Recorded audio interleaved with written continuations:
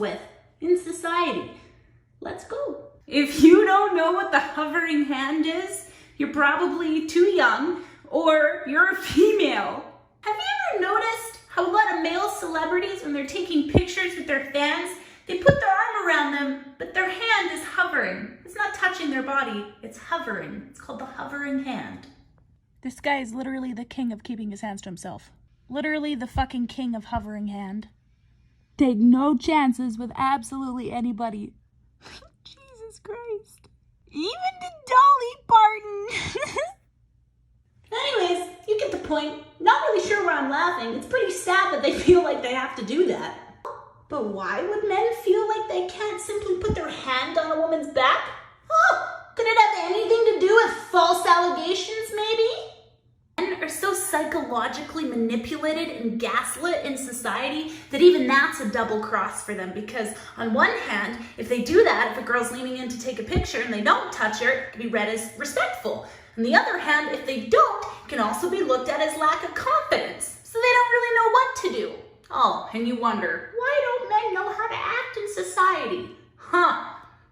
Number 2, men are always expected to be in the mood. Now, before you laugh at me and be like, oh, how shitty it must be to be expected to always give the gift. Shut up, okay? That makes you sound desperate. It's a real thing. You don't get to minimize other people's issues just because you have a lack of it. I know that sounds rude, but I'm just saying it how it is, okay? Now, therapists have actually shown that men over the age of 40, sex isn't really a priority anymore. And even men in their 30s and their 20s, work becomes precedence. All the other pressures that they put on men, as well as in relationships, if men are feeling disconnected to their partners, they don't really want to fuck all the time. And sometimes they will, just to avoid feeling like an asshole, because they feel like they should all the time. Number 3, and probably the most selfish, they always have to make their first move. Story time. I was laughing with a friend of mine the other day because he said that Bumble was kind of funny to him because women rarely talk to them. They give one-word answers, or they'll wait till like the last second for the timing to time out. For those that don't know what Bumble is, it's a dating app where you guys have to match each other and the woman has to message first.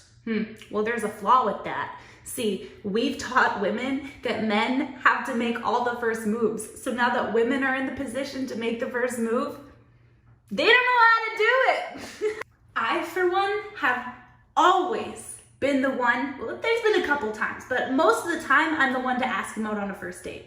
Yeah, that means I pay for the first date too. But first moves isn't always just asking them out on the date. It's also things like complimenting him on the street. I compliment men all the time on their beard, the way they walk, their haircut, you know, and they always smile. They always give me just this genuine smile. You can tell that it just felt good because they don't get that very often. We take it for granted.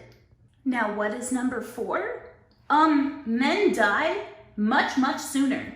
57% of the people who are over the age of 67 are females. Women, on average, outlive men by 5 years, and that comes from Harvard, by the way.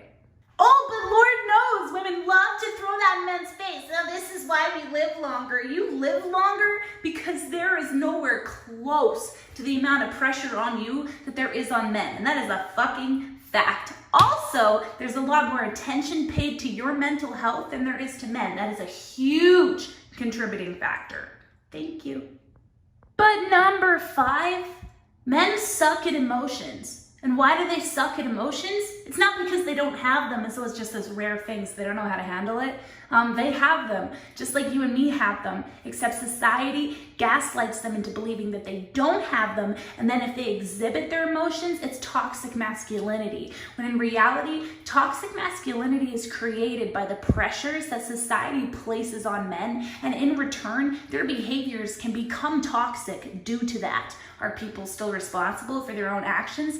Absolutely. But as a society, I think we need to set back and look at, why is this happening? Because when an entire classroom fails a test, it's not the whole classroom that's to blame, it's the teacher. So if we're having a majority, a lot of men struggling with their feelings, maybe it's time to look at society and ask ourselves what we're doing to contribute to that.